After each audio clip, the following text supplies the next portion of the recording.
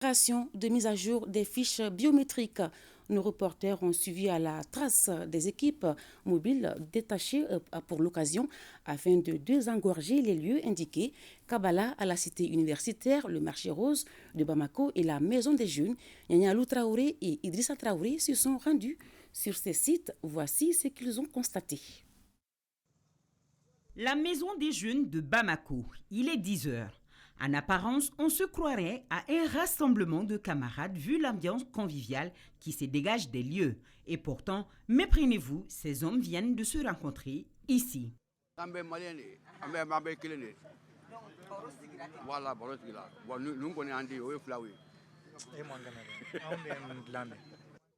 Le dénominateur commun est leur malianité. Et c'est ce qui les pousse d'ailleurs à être là ce matin pour accomplir un devoir citoyen, la mise à jour des données du NINA.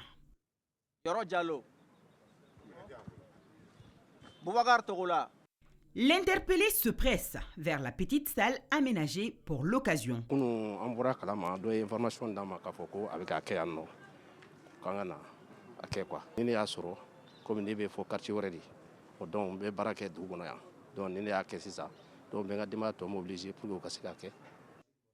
Trois militaires sont à la tâche, ici, à la maison des jeunes.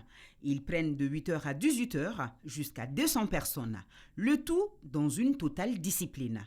Voilà Aboubakar Nyang, accompagné de sa mère Aminata Kanté. Les deux viennent de terminer leur mise à jour. Il faut le faire, c'est ce changement, l'évolution de la nouvelle carte. Et pourquoi vous êtes venu avec votre maman également? Parce que pour l'assister aussi par rapport à certaines choses qu'elle ne sait pas, comme par exemple enregistrement après, valider après sur l'internet, ça elle ne connaît pas, donc je l'ai aidé pour ça après quoi. Arrêtons-nous un instant sur les explications du lieutenant Sunkalo Keïta concernant la validation sur le site internet conçu à cet effet. Ce n'est pas très compliqué, c'est extrêmement simple. Vous mettez seulement votre numéro NINA sur le site, il y a un champ qui est destiné à ça.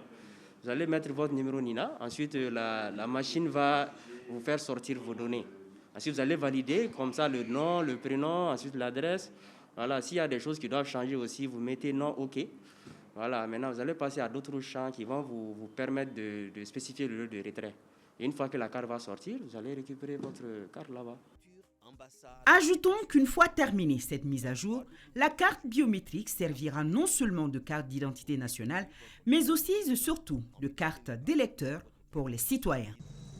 Cap à présent sur Kabbalah, la cité universitaire. L'image est révélatrice. Les étudiants en long file sont sur les nerfs aux environs de midi, heure de notre passage. Ça fait 3 jours comme ça. Depuis le mardi passé, on était là. C'était depuis 6 heures, on était là. Aujourd'hui, depuis 5 heures, nous sommes là. Ça ne marche pas. Vraiment, ça ne marche pas. On doit suivre la liste. On doit commencer par la première personne et jusqu'à la fin. Mais quand on vient, on fait la liste pour que ça soit normal. On vient et tout est mélangé. En fait. On n'a rien compris. C'est dans la salle d'enrôlement, bien plus calme, qu'on trouve les explications auprès de ceux supposés ordonner tout ce beau public. Aujourd'hui, il y a des agents pour les deux facultés, la FLESEL et la FES. Donc, vu le nombre d'étudiants de la FLESEL, ils sont plus élevés que les étudiants qui sont à la FES ici. Donc, c'est ça qui mène beaucoup de problèmes aujourd'hui sur le terrain. Moi, je pense que c'est une très bonne initiative. Vu la situation, on avait peut-être difficulté au niveau des cartes NINA. Si les autorités de la transition ont pu avoir cette initiative pour créer ça, vraiment, ça nous facilite la tâche. Signalons que 3 sites sont dégagés sur l'université à raison de 2 agents par salle face au nombre pléthorique d'étudiants. Un autre lieu, une autre ambiance. L'enrôlement, ça se passe également au marché rose grâce au déploiement d'une équipe mobile.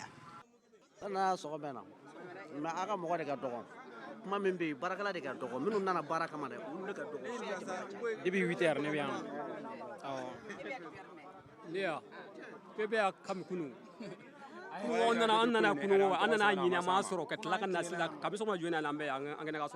Cette équipe mobile au marché est rendue possible grâce au collectif national des acteurs des marchés du Mali, Senam Mali, qui en a fait la demande au ministère de la Sécurité.